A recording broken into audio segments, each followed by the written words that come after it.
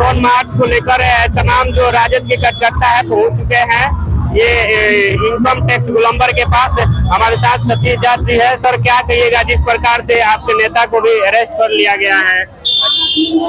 देखिए, आप सब लोग ने देखा कि जब जब जनता सड़क पे आती है अपने वाजिब हक अधिकार की बात करने, तो सरकार का रवैया यही होता है।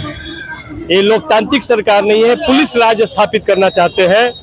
और आपने देखा कि पुलिस की छावनी में तब्दील करके पुलिसिया दमन के दम पर यह आंदोलन और संघर्ष को दबाना चाहती है।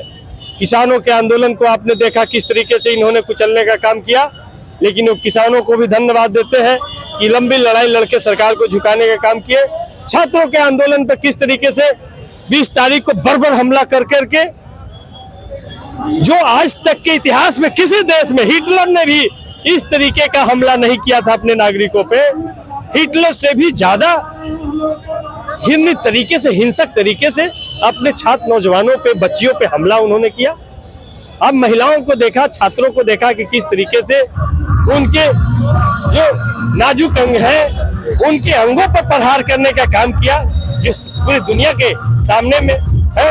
बैलेट गन का इस्तेमाल किया, उतना से भी जी नहीं भरा तो बिहार में सिवान और जहानाबाद में AK-47 से सैकड़ों राउंड फायरिंग कर भी सभी राज्यों देश के लगभग सभी नेता वहां जाते हैं। लेकिन इस राज्य के मुखिया सम्राट चौधरी के आंख में तनिक भी पानी नहीं होता है। वो उन छात्रों से मिलने तक नहीं जाते हैं और कोई जवाबदेही तय नहीं। तो आज जवाबदेही तय कराने के लिए राष्ट्रीय जनता दल तेजस्वी यादव जी के नेतृत्व में आज सड़क पर उतरा है और सरकार से सवाल करने के लिए आए हैं कि किसके कहने पर AK-47 चला। यदि DM SP ने आदेश दिया तो DM SP को बर्खास्त करो, DGP ने आदेश दिया तो DGP को बर्खास्त करो, या कि मुख्यमंत्री ने आदेश दिया है तो मुख्यमंत्री को बर्खास्त होना चाहिए।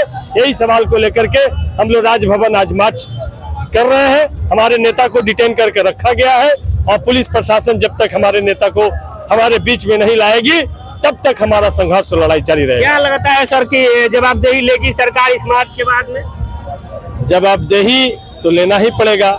जिस सरकार में इस्तीफा नहीं होता था उस सरकार में इस्तीफा हो गया।